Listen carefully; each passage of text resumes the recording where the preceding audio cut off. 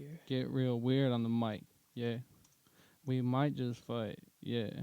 Getting leaky all night. Yeah. Getting freaky all night. Yeah. Getting boop in the night. Hey. You can fail in the boop. What was that last one? It was getting getting freaky all night. Or no, getting leaky all night, maybe. And then getting boop all night. And then I say you can fail in the boop. Because I didn't know what to say. What's up? I'm Robert Egbert. This is IMBD. IMDb. The International Music Duck Boot. Yeah. Wow. It's been a minute. A couple of minutes. Away from the studio. We are on tour, so that's for y'all that don't know, this is the Blood Feud podcast. I'm Neil. I'm Sam. And the reason we were away for so long is we hit the road.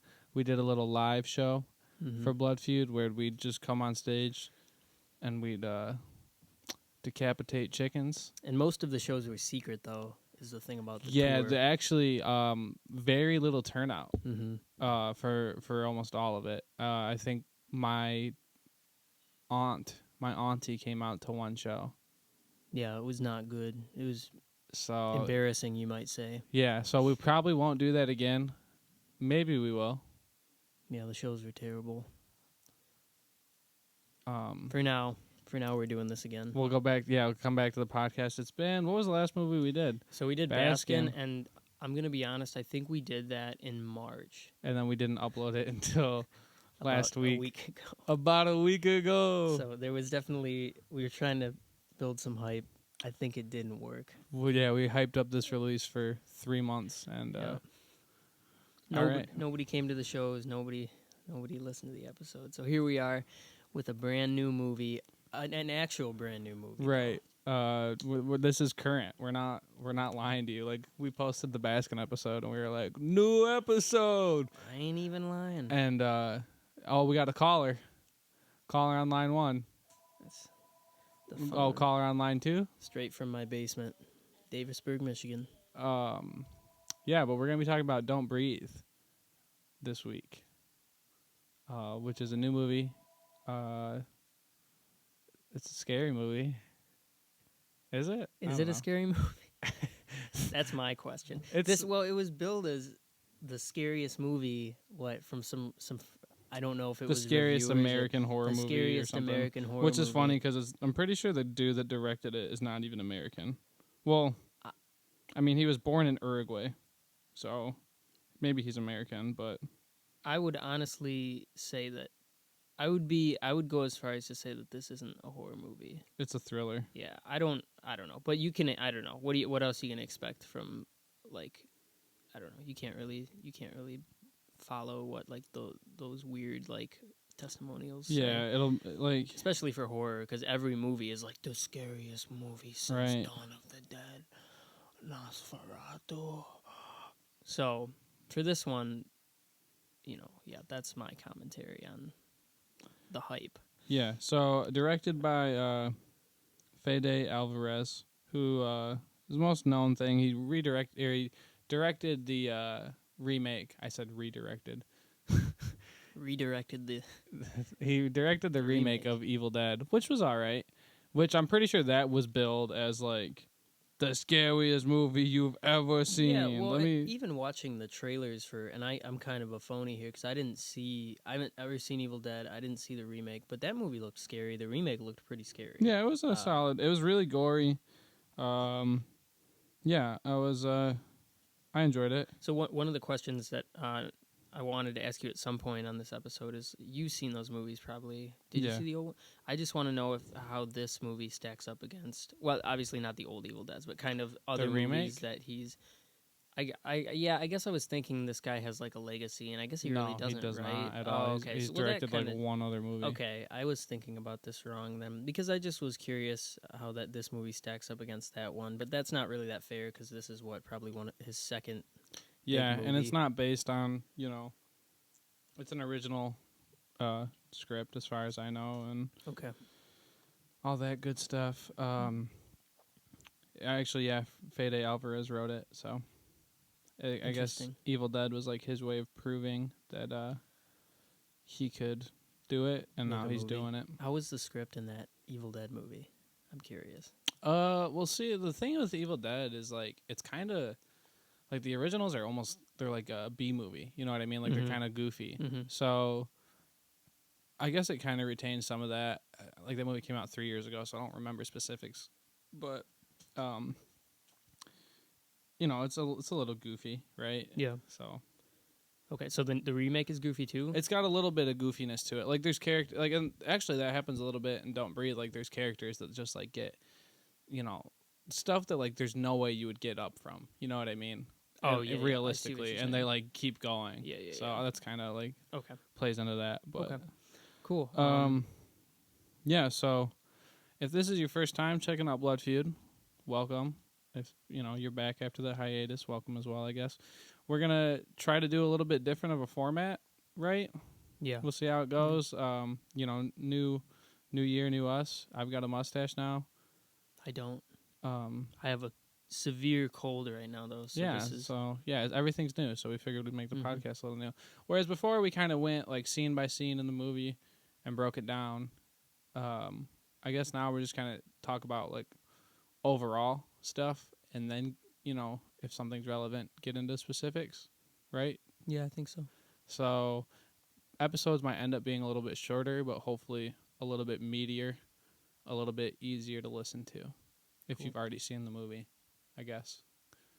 So. Yeah. So if you haven't seen the movie, what's kind of the synopsis? This movie's been all over lots of advertising. the TV. Yeah, on the TVs. So yeah, we've got a group of hoodlums, 3 kids, and they find out that this dude's got $300,000 in his house because of whatever reason.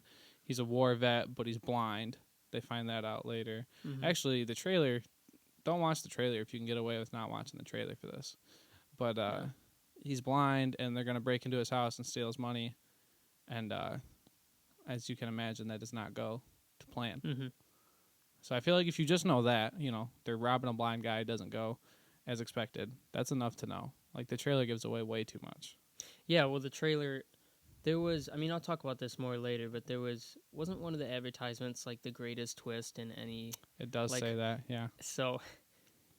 And greatest twist in the last decade or something. The 2 things that irks me about this is, I think the trailer gives away, if not the only twist, the only 2 twists in the movie. I don't know what disagree. twist. I don't know what twist this that advertisement is talking about. I think I know. I mean, I guess we'll talk about it more in depth. We'll talk later. about what the twist was. If there's a twist, I'd be hard pressed to know what that twist is. Is my argument. I guess it's not so much a twist.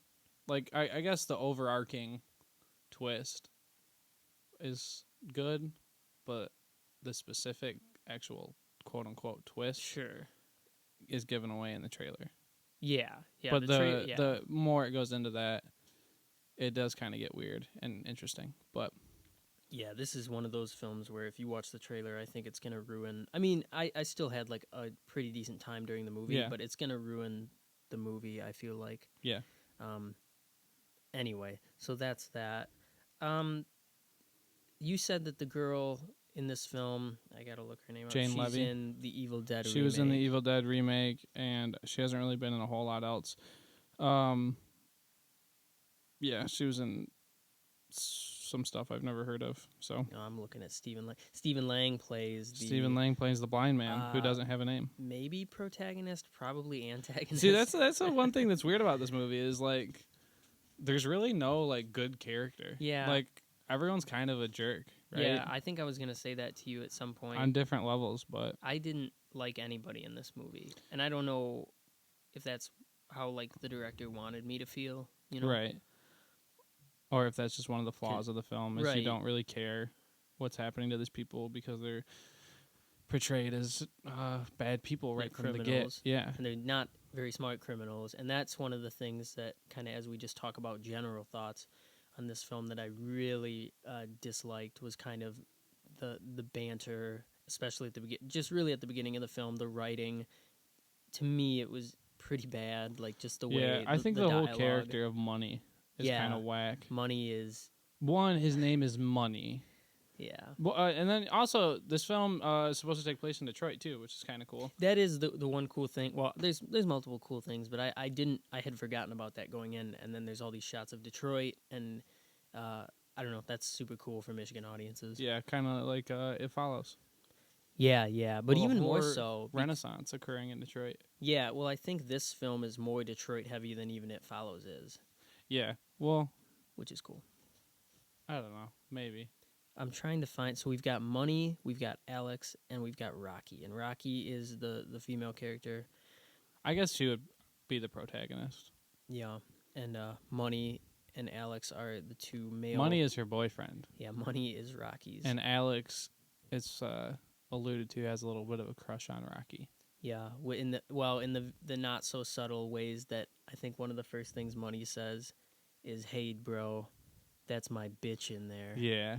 You know, and I think just a lot of it, like I almost couldn't believe like what was happening because it was making me laugh, you know. And I'm sure that's like maybe what he meant, but it's just it's really cheesy. It is really bad. Or when he points a gun at a lock and says, "Check this out, bitch."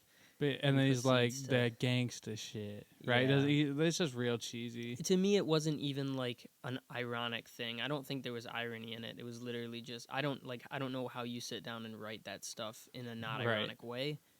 I mean, unless the goal there was to just portray Money as a total idiot, which he is, but and also with that, with the line when he is talking to Alex and says, "Hey man, don't get any ideas. That's my bitch in there." It almost seemed like they were setting up some kind of tension for later between Alex and Money. Yeah, like I don't know why you would have that line in there at all, unless there was a reason for it. Like there wasn't a reason for that. I think that I don't know. That kind of, I guess that line establishes the character relations, right? Like, so it's Money's bitch, so they're dating, and he tells Alex not to get any ideas because Alex, has a thing for Rocky. So it's just like a one line that establishes that, but it just none of that ends up mattering anyway. No, it doesn't at all. Yeah. Regardless, what's interesting is that there's not really a lot of dialogue in this movie. No. Which probably plays to it's like it I think it helps probably. Right. Well, and if you consider like the scenario, there probably wouldn't be a lot of dialogue, right? Like you're being, I guess, should we say spoilers? Are we declaring spoilers or? I mean, I'm declaring spoilers. The trailer kind of gives away what you're about to talk about. So, well, I'm gonna declare spoilers. Okay. If you haven't seen the movie and you want to know our thoughts, go see the movie. I guess real quick before we do, give a brief kind of what your thoughts are. It's good. It's not great. It's enjoyable. It'll probably be one of the better horror movies on Netflix. Yeah, that's when what it gets was there. Saying. Yeah. Yeah. It's worth watching on Netflix. I don't know if I'd run out to the theater to see it. It's not a whole lot of jump scare, but it does build tension pretty well. Yeah, I forget because we saw it with our buddy Logan and my sister, and Logan said if it was a movie that was supposed to stress me out, it did stress me out. Yeah. I give a lot of that credit to Stephen Lang. Bravo to Stephen Lang for his performance. His portrayal, the way his character looks, I would almost go so far to call it like a creature portrayal. Yeah, that's my favorite part of the movie, I think, is Stephen Lang's performance. Yeah. So. Yeah, I would say don't breathe. More like don't go out of your way to see it. Oh, my goodness. It's okay. I thought you were going to say, like, don't sneeze or something. No, I'm just being... yeah, I feel the same. The writing, like dialogue-wise, the characters are pretty bad. I was disappointed that there wasn't, like, more of... There really isn't a twist, like, regardless of what the reviews are saying. But do you feel like that because you knew that there was a twist going in? Well, I'll talk about it more when we get into spoilers, but like the agenda, let's just say the agenda that there ends up being, to me, is like really uninteresting. Okay. The agenda. And I wish it would have been, I feel like it could have been more interesting. But yeah, I don't know. It's stressful. It's kind of exciting. It feels kind of like a haunted house ride where things keep happening and you almost don't know like where it's going to go next. And there were a couple moments in particular that I was glad where the film kind of does things that you didn't really think were going to happen. They weren't as cliche as you would have thought. Okay. And that's about it. So, I don't know. It was fun. Yeah. We can talk about some spoilers. Spoilers, yeah. So if you haven't seen it, go see it. Let us know what you thought. A lot of people are saying they really like this movie. I saw some people on my feed that saw it and they were it's like, got a good it's Rotten phenomenal, Tomatoes. Yeah, it does. I think we were talking to Mark last night. Were you there when I was talking to Mark? Yeah. And he was like, "Well, it's got such good Yeah, reviews." yeah. And I was like, "Yeah, I don't know. Like, it wasn't that good." But if you want to know our number review, check out our Letterboxd. Yeah, Letterboxd. Of course. You can catalog your movies and rate them. Become friends with the Blood Feud podcast on Letterboxd. I wish we could do like a Blood Feud playlist, but right. Yeah, I'm Sam Boy Terry. He's Neil Hazel, and that's about it, guys. So let's get into it now. Spoiler. I mean, if this is even a spoiler, give me a minute. We're good. If this is even a spoiler, why don't you spoil things? Well, we're just gonna spoil the whole twist, or what? Yeah, I mean, yeah. Well, the twist that this guy is an army grade, fully capable, like ninjutsu. Yeah, well, he's his house memorized. He was in like the Gulf War, right? Something like that. Because he's an old dude. He's like 50 or 60 at least, right? Yeah. And we were talking about I think we were talking about the quote unquote creature portrayal when we were about to get into this. I forget exactly. Yeah. So, I don't know. I lost it. Well, Stephen Lang. We're talking about what? Okay, so we're talking about the twist. So the twist is essentially that not only is this guy capable of defending himself even as a blind man, he also has a chick locked up in his basement.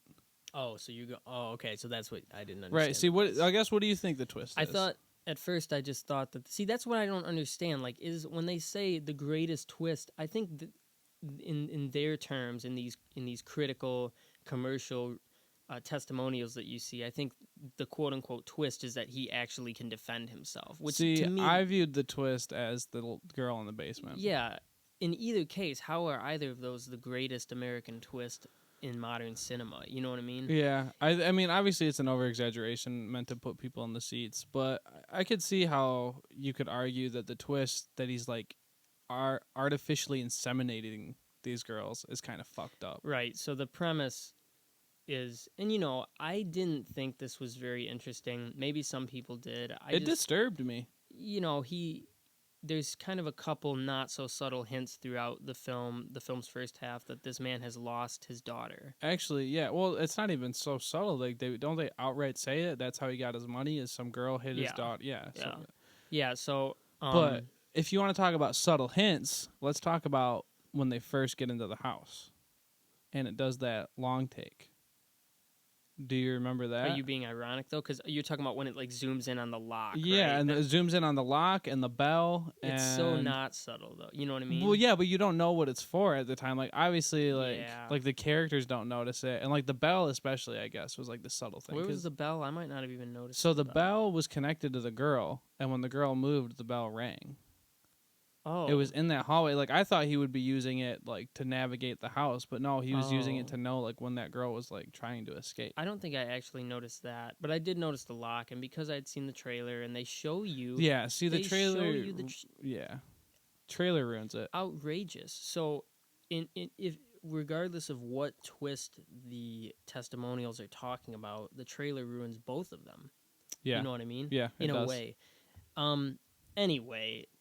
So at first, when you see this chained up girl, which is supposed to be like the I'd say probably the biggest loop-de-loop in the movie, because you kind of think, okay, he's just defending himself, right? And then you see he has a prisoner, right? Which could be really cool if they did it. I don't know if it had not been spoiled already for me. Yeah, because I think the idea of it is cool. Because you think, you see that this chick's locked up, and I feel like automatically your mind goes to, oh, he kidnapped the girl that killed his daughter in the car Yeah. accident, and he's keeping her. And if I even went as far as like thinking, oh, he's crazy, and like he's kind of like, this is my daughter now. Yeah. But I guess they do take it a step further, where he's like, she took my daughter, so now she owes me a new one. Yeah. That's kind of what messed up, right? Like, that's kind of Yeah. cool. There was even a moment because he ends up shooting this chained up woman On accident. and he's Which really, everything he kind of does is on accident, right? Yeah, he's not actually as well, I mean, he's really capable, but he's not really. He's as capable as a blind man can be. He right? fucks up. He's not movie. Daredevil. Yeah. He doesn't have supersonic hearing. He's just real, like, real trained. So he kills her, and Stephen Lang gives a pretty good performance in this scene at least, and he's real messed up about it, and he's saying like my baby. Yeah.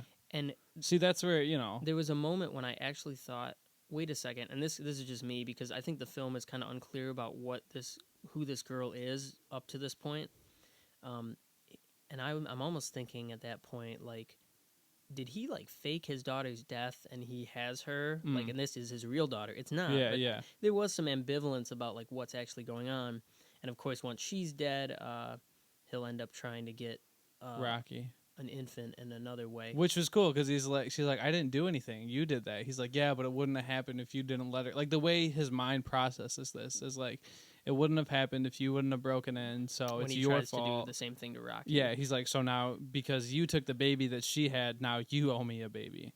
And I like how he's like, not even like, he's like, well, once you give me a baby, you can leave. You know what I mean? It's not like malicious about it. It's just like a you owe me thing, which is kind of cool. I just couldn't help but feel pretty uninterested in like that. And I think that's just me, because I think a lot of people would be like, see that and be like, that's fucked up, And I guess I was just wishing like there was more layers to it, more layers. Yeah. To that, to Stephen Lang's agenda in this movie. So yeah, so I think that's kind of where that argument, like the best twist or whatever, gets kind of muddied because what is the specific twist? I feel like if you look at the full arc of the twist, it's pretty interesting. I wouldn't go as far as saying like the best twist and whatever, but like the twist that girl's locked in his basement, he artificially inseminated her because he doesn't believe in rape. Like, rape is wrong. Yeah, he's a very moral person. And I mean, although like isn't what, so basically he has his sperm frozen and is using his sperm and a turkey baster, which was a very disturbing image. When he's walking up holding it, how at least as far as I know, but like, how like he had the knife pointed up towards him. Oh, holding it like a knife. Holding it like a knife, like a commando would hold a knife. He was holding a turkey baster full of semen. Which is kind of where, like, I know he specifically says, I'm not a rapist. I didn't force myself on this woman. And, like, to me, like, you're like, this is still a rape scene. It's just a different kind of rape scene. But see, that's what's kind of cool about the character, though, of the blind man, is he's got this weird sense of morality that, like, he's got this weird way that his mind works to justify these things that he's doing. I was like, I guess in a way I was glad it wasn't like your like traditional like fucked up like rape scene, but it was, in a way, it was still like almost an even weirder rape scene. It made me feel, I feel like, more uncomfortable than if it was just a normal one. So, because it's so like impersonal, right? You know what I mean? Like, not that rape is like, a personal thing, right? But, well, I don't know if it was interesting to me, but it was like, I guess a different way of going about. I dug it. That, and that's about as deep as it goes, and I couldn't help like wishing for something like, I don't know, like I was hoping that he would have some kind of weird connection to like something satanic or something. I don't know. Right, like that would have been more fun to me. Twist. It just wasn't very fun at that point to me. But I guess, you could say that was like an interesting thing that other movies didn't do or don't. I can say that if I wouldn't have known anything about this movie going into it, I probably would have been like way more stoked about it. Like that twist. You know what I mean? And it's so hard because you want to know when a movie's getting hype, you want to know about it. Right. But like with this I don't know. I didn't want to watch the new Rings trailer. I didn't want to watch the Blair Witch trailer. I've Right. seen a little bit. I haven't. Nothing's been spoiled because those trailers are really like weird and like not. Well, the Rings one was a little bit spoiled. I didn't. I stopped watching it when I felt like it was gonna when it started to give stuff away. Anyway, in a film like this trailer is like, I know we've been talking about this so much, but it's like one of the worst examples of how you should do a trailer. And it doesn't seem like it happens a lot with horror movies. Maybe it's just because that's what we talk about. Yeah. But. Well, maybe it's because you have to give away some kind of like tantalizing, alluring thing about them. Well, what's messed up is I've read that stuff that's like audiences, films that have trailers that give more plot away do better because people know what they're getting. You know what I mean? Yeah. Which sucks, but yeah. So, can we talk about Stephen Lang? Yeah, let's talk about Stephen Lang some more. Yeah. So. My favorite part of the movie. right from the actually no, I guess not right from the get, because like they see him out in his yard like walking his dog, and he kind of just looks like a blind guy, right? You know what I mean? But then once they actually get into the house, he becomes this like presence, like a malevolent creature, which is kind of.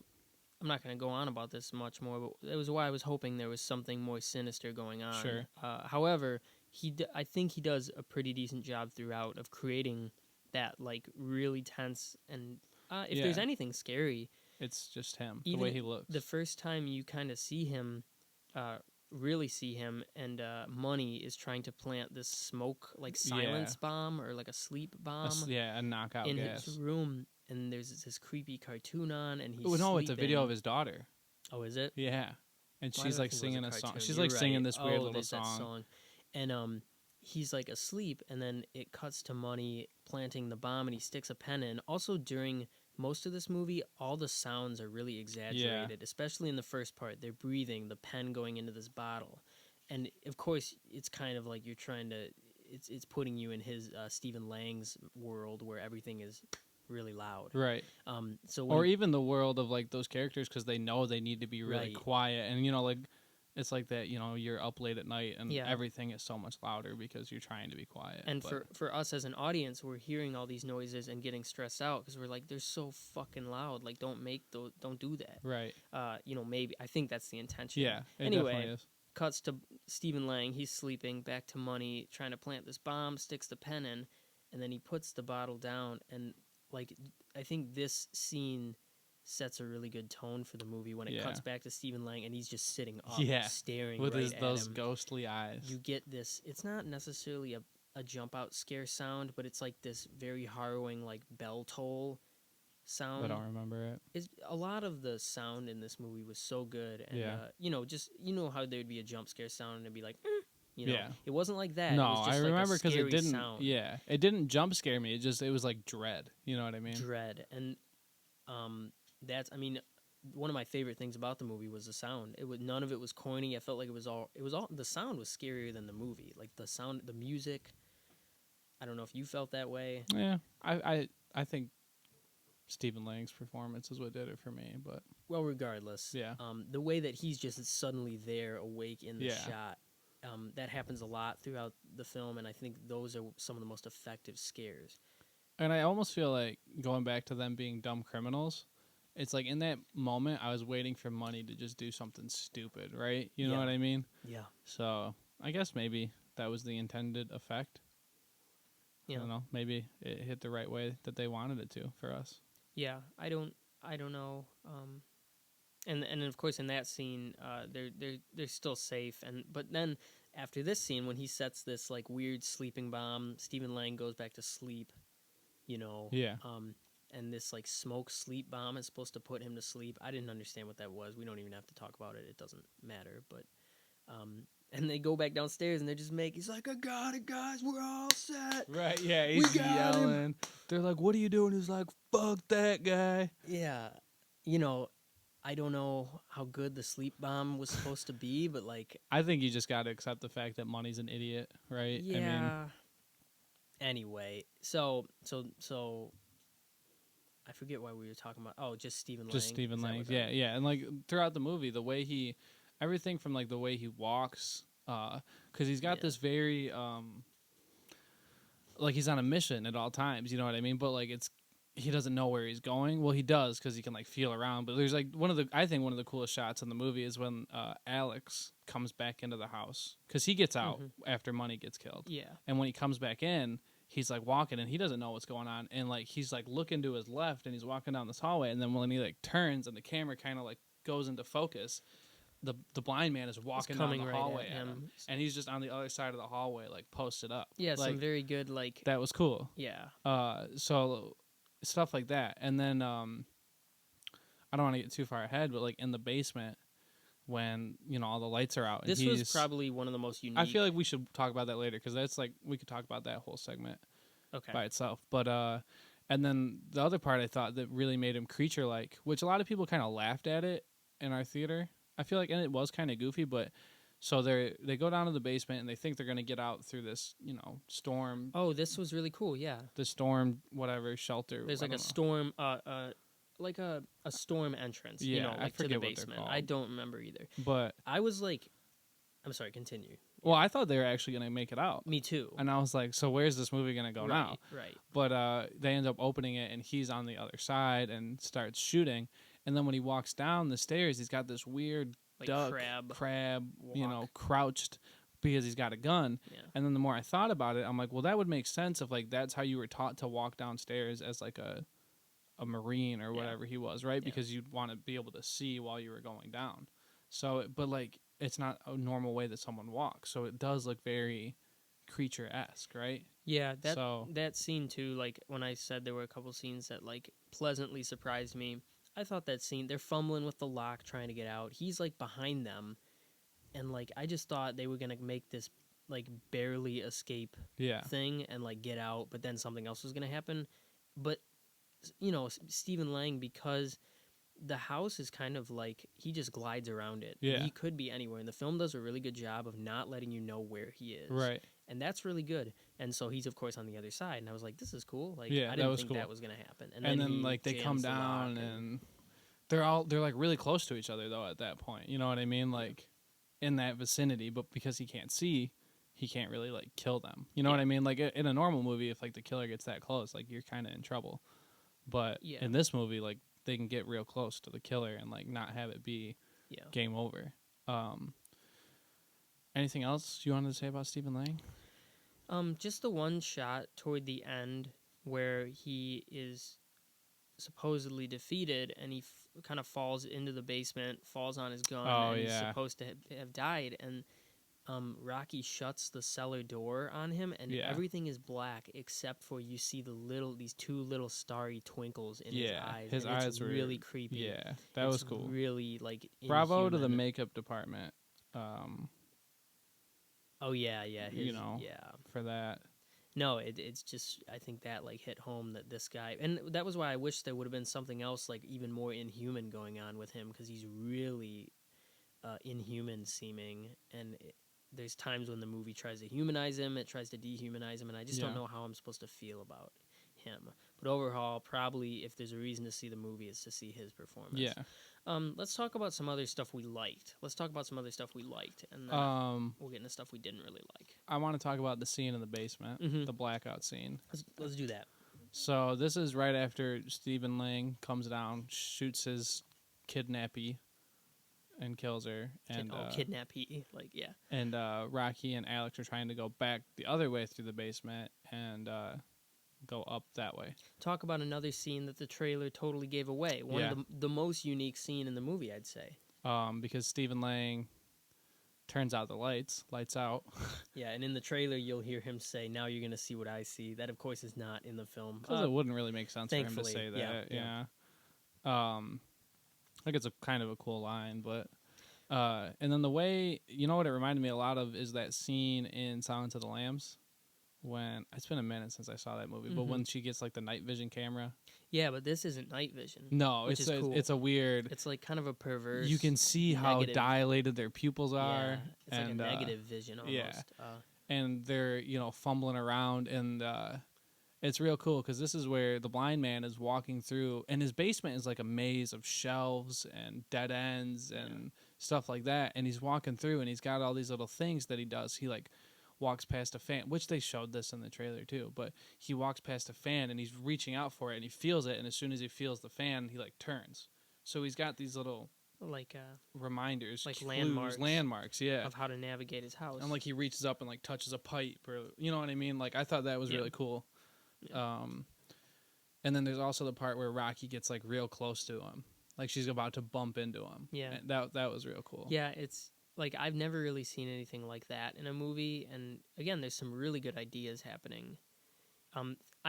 I was a little disappointed there wasn't more of this, because this scene was only like 5 minutes, maybe less. Yeah. But I was also happy that they didn't overuse it. Right, because it could have made a whole movie. It's a cool little gem that doesn't become a gimmick. Right. And it's terrifying because you know that he can't see, they can't see either, but he has the advantage. Right, here. it's his house, and he's used to being not able to see. Maybe the only scene where he truly has the advantage, even though he knows his house front to actually, back. I almost feel like that's something that we should talk about, is how, as the movie kind of progresses, I guess just kind of throughout it, he does show like these moments of vulnerability, right? You know, because like he's got a gun, but he can't see. He's aiming based off sound, so that's kind of cool. Yeah, like echolocation or whatever. But yeah, he has a dog too. We'll talk about the dog. The dog, I wasn't a fan of the dog. No, dog was kind of whack. The Cujo recreation scene. Yeah, we'll get into that. Yeah, that was bad. So I did like that scene. Just in general about this movie, I liked how I didn't really know where it was going to go next a lot of the time, and I think for most of the time it's pretty exciting. Yeah, because the house is made to seem a lot bigger than it actually is. It does seem kind of like a small house, right? They the characters are sent crawling through ventilation ducts, fighting in random small rooms from the basement. It kind of goes upstairs and around and outside and back inside, and I don't know. I think the film takes advantage of like the space. Yeah, most definitely. Pretty well. What else is there to like? I'm trying to think. We got Stephen Lang. We got that cool basement scene. We got kind of the kinetic energy that is preserved pretty well throughout the film. Yeah, it keeps moving. I guess this is one of the things I liked is when, so there's two parts where the blind man actually captured, I don't know if gets a hold of. So he gets a hold of Alex and he beats the heck out of him, right? Oh, yeah. And like the way that was filmed was very like non-forgiving, I guess. Like you see like the punches being landed. Oh yeah. And like they're just real nice solid punches. And then it happens again later with Rocky. Like he catches her and beats her up.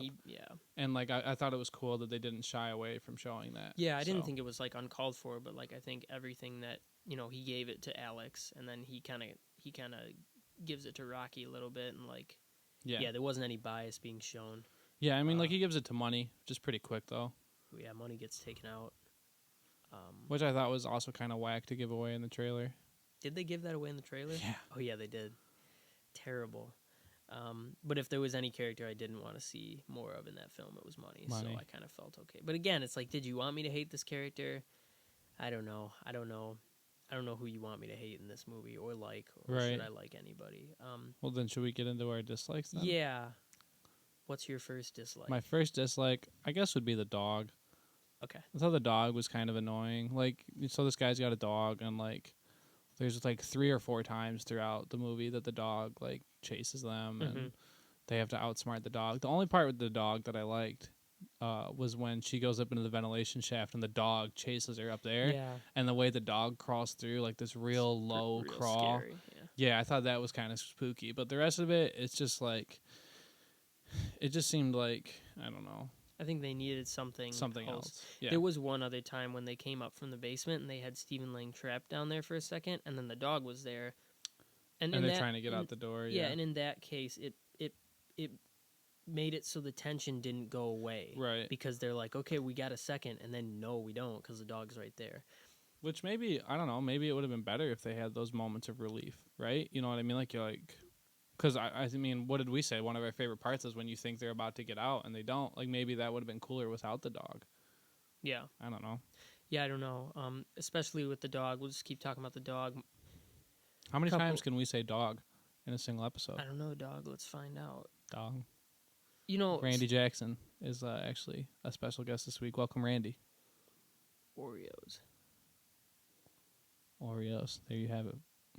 I remember his face being on a package of Oreos sometime during the late 2000s. Okay. That's the only reason. There you have it, folks. Randy Jackson loves Oreos and dogs. You heard it here love first American Idol, and man. last. Who's your favorite American Idol? Did Justin Bieber do American Idol? Justin Bieber was on American Idol. He won the first 3 seasons back to back to back. That's the Drake song Back to Back. It's a song about Justin Bieber winning American Idol. I've heard the new Frank Ocean record was heavily inspired by Justin Bieber's time on American Idol, or it was inspired by Drake's Back to Back. Both, and who both of those young men have become now. Yes. And their tattoos. Speaking of the dog, just talking about the dog some more. There's a lot of plot holes in this movie, and one of them specifically was when they're upstairs trying to escape through windows that are all barred. Yeah. There's bars. They get on in this all the room. windows. They're like, we can go out the window. Oh wait, there's bars everywhere. All the windows have bars on them. Okay, yeah. All of them. So they're barricading themselves from a dog. The dog gets in, and the girl goes into the vent. The guy, Alex, gets tackled by the dog. Gets tackled through a window that shatters somehow. Yeah. Though they're all supposed to have bars on them, and he falls outside. But he ends up falling back into the house because there's like a sunroof at one part of the house, which is kind of weird. I'm wondering, what window was that? Right. They all have bars on them. It was in the same room where they were trying to escape. It really threw me off. So that's bogus. I'm calling bogus on that one. A big old bogus stamp. I mean, it was a cool scene, but that was bogus. I'm trying to think of another such instance like that. I'll come back to it. Let's keep talking about the dog. Yeah. Well, what else is there to say about the dog? The Cujo scene. Was that the one where she gets out and she's in the car? Or? Near the very end when she actually runs outside and she turns back to taunt the old man and says what she said, "You can't do anything. You're useless out here," or something. Come on, and then the dog just comes running out. That was another instance where I was very thankful there wasn't much dialogue in the film. However, the dog chases her to her car, where the scene from Cujo is recreated. She has the money outside, but it's stuck outside, and she needs the money. So there's this series of ninja-esque moves where she pops the trunk, dude. Pops the trunk, lures the dog into the trunk with some kind of bungee contraption. I don't know. Mind you, these characters are clumsy as hell throughout the whole movie, and now Rocky can somehow rig a ninja warrior's dog snare. It's absurd. And trap the dog inside, get out. It's stressful, but I can't say I had very much fun watching it. And then even dumber is that Stephen Lang. I mean, it makes sense that he'd know where they are because the dog's barking. Yeah. He runs right into her. He knows exactly where she is. Yeah. It just doesn't. If you're thinking about it. Well, I knew that it was gonna come to that with the dog barking. No, I know. And but she gets right out of the car and he immediately tackles her from behind. How would you know where she is? You know what I mean? Another thing on the note of the money, because I just talked about the money. Money, not the character money, but the money. 300K. The 300 smackers, $300, 300 this was Benjamins. So stupid. The money is in a closet in a safe. In a safe. And Rocky at some point is hiding in the closet, and Stephen Lang, not once but twice, like an Elder Scrolls treasure goblin or something, comes to check on his money. Yeah. As if it's just absurd. Well, I think he knows that that's probably why they're breaking. But how they wouldn't know the combination anyway? And plus, if all you need to do is feel the safe that there's no hole blown in it, or whatever. Yeah, and then I thought it was kind of funny that the safe. What kind of a safe? It's like a digital safe that and it pops up the code after he punches it in. Why? And he does it once, and Rocky sees it. So she opens it, and then he comes back 5 minutes later, checks it, it's gone. It's absurd. And then he uses that code as the code for the downstairs. Which I guess I can't really give that too much crap because I use the same password for. I mean, it makes sense, but dude, I was just like, this is some treasure goblin bullshit. So there's that. Now another thing. Speaking of not necessarily plot holes, but just things that were pretty ludicrous to me is that, of course, the end of the film is that you think he's dead, and that you see that, and then you see on the TV the Rocky and her little sister, who now they have the money and they're kind of trying to escape to Cali. they see on the TV that this man is still alive. You know, Stephen Lang's still kicking. Right. Excuse me. And I just want, like, he was rescued, he was put in the hospital, and the he's news played crew as the victim. says, yeah, the news crew says he'll be returning to his home soon. I just want to know, when they found him in his basement, they didn't check and find his torture room. They didn't check and find. They might have not found him in the basement though. Like if No, he was in the basement. No, did they? Well, yeah, but that's where he was left. But what if he got up? Yeah, I know. I just find it hard to believe that they wouldn't have searched his house, like to find, even not to like try to find him guilty of something, but they would have searched his house just on the grounds that he was assaulted in his house. Right, yeah. So you telling me they didn't find his prison dungeon? Like, I don't know. I'm sorry. I can't buy that. Yeah, no, it's a little whack, and it definitely seems like something that was just written in at the end so that if they need to make a don't breathe. Keep don't breathing. Keep don't breathing. And then, of course, the ending of this movie was just extremely disappointing. Yeah. Because him being alive, we see the last shot is like Rocky going into an airport, and I think she is supposed to be arriving, not departing. Was what I think she ends up departing. Does she end up departing? It's really unclear what on happens. Wikipedia it says she goes out the departures gate. So it's just unclear. So he's alive. Does she go back to kill him for good, or does she leave? I almost would. I don't know. I don't know how you end a movie like this, but that was not the way to do it. In my opinion, she gets the money, she gets away, he's alive. But what's the catharsis? Right. I think based on this, we're gonna end up getting a keep don't breathing because this movie made $33 million in opening weekend on a $9 million budget. Yeah. So it's gonna be like she'll be like in LA, things are going great with her sister. Oh yeah, that's what it'll be. She'll have her sister 5 years later, so her sister will be like 14 now, and Stephen Lang is going to break into their house and try to impregnate her sister. That'd be absurd. Somehow I was hoping that like Stephen Lang would have found her home in Detroit or something somehow. Like that'd be better because I want to be disturbed, and I wasn't really disturbed. I was like, I don't know. I don't really know what happened. So that's that. That's what you get at the end of the movie. I feel like I'm trying to think of other outstanding scenes or like things I didn't like. Honestly, I feel like they're pretty. Oh, how did you feel about the fake death of Alex? Oh, I didn't understand it. It was absurd. But yeah, there's a scene where Stephen Lang and Alex are fighting, and you think that Stephen Lang kills Alex because I really don't see how with a pair of shears, like giant garden clippers. Yeah. But he ends up actually stabbing Money's already dead corpse. It doesn't make the fight scene didn't allude to that being an option, and then it just happens like. Well, it shows you Money's body fall, but it doesn't show you like Alex. You know what I mean? Yeah, it's just whatever. It's an ex machina. You know, it's a way. Alex ex machina. Yeah, it's just a way to keep him alive. It's just stuff like that. Just like. Made it feel even more like an animatronic, like haunted house ride, which in some ways that was good. But yeah, I don't know. I feel like there was like some cool stuff going on in this movie, but as a whole, like there was a lot of stuff that like took me out of it. Yeah. And for me, kind of just made it like a meh. Like it wasn't really scary. I love the music, like I already said. And then during the credits, they play some more of that really creepy music. Mm-hmm. I thought it was creepy. It was really good, better than most like of the music. The sound design was pretty good. Lots of breaking. I will say it's not on the level of like It Follows, as far as the music goes. I thought It Follows was like superb. This music was still a little bit more cliche, like spooky movie. But there was like lots of grinding, like metal sounds and like I don't know, just spooky stuff that I liked. And I remember when I walked out, I was like, the two things I liked the most in this movie were the sound and probably Stephen Lang's like performance, chiseled body. Also, when he talked for the first time, what did you think of that? He only has like 10 lines of dialogue in the whole thing. He's got this real deep. It's Bane. From Batman. I guess The Dark Knight Rises. I dug it. You know what I mean? It's fine.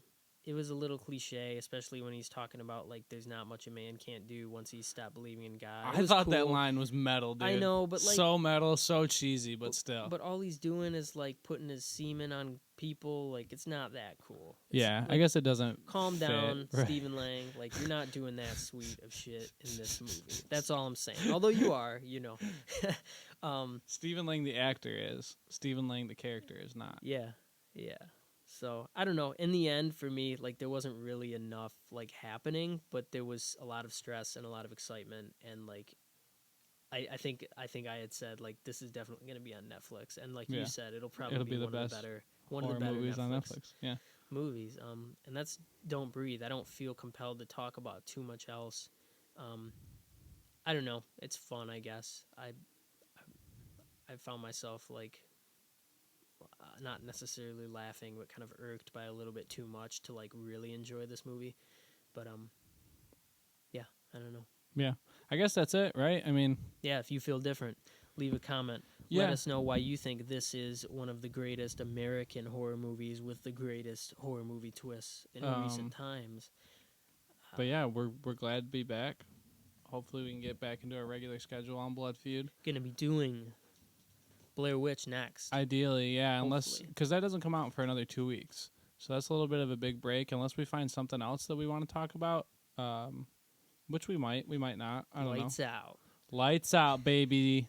Quick shout out to Lights Out for being a much worse movie than this. Yes. Is what I will say. That's going to be my closing statement for this. Is that fuck Lights Out? Well, it was better than Lights Out. Yeah, if you had to pick between Don't Breathe or Lights Out, it's not saying much. They did say Lights Out twice, in this like movie. back to back. Now they didn't. What I was glad about in this movie is nobody at any point in time said "Don't breathe," and which, I think. I don't even think that's a very good title for this movie. Which I don't even know what a good title. Man in the Dark. Yeah, the right? original title The for Man this in the movie Dark, was A something. Man in the Dark, which I don't know if it's better or worse. I don't know.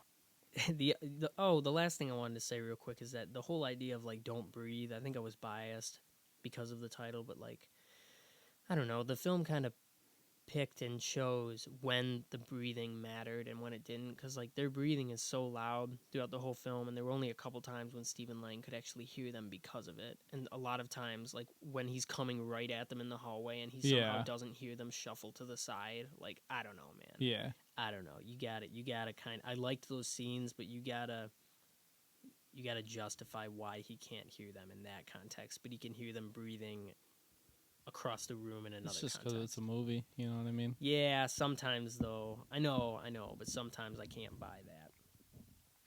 Thank you, Cleveland. Thank you, Randy Orton. We're on rest in peace to Randy Orton. Actually, he got messed up at SummerSlam. Yeah. Oh, he's kind of a jackass. We're on Twitter at Blood Feud Pod. We're on Facebook, Blood Feud Podcast, YouTube. Actually, we're working on getting this up on iTunes. I know it's been how many episodes and we still don't have this on iTunes. It's been a year. So we appreciate you guys watching the YouTube videos. Shout out to everyone that's watched the Bone Tomahawk video, our most viewed video. Shout out to all the thumbs down on that. Shout out to Kurt Russell. I mean, it's Kurt Russell, right? How are you going to thumbs down Kurt Russell? Well, yeah, I mean, not that it matters, but give us a thumbs up. Actually, don't give us a thumbs up. I'm very stingy with my thumbs up on YouTube, so don't worry about it. No big deal. And on that note, until next time, Blood Feud Pod 2015. Shout out Gucci.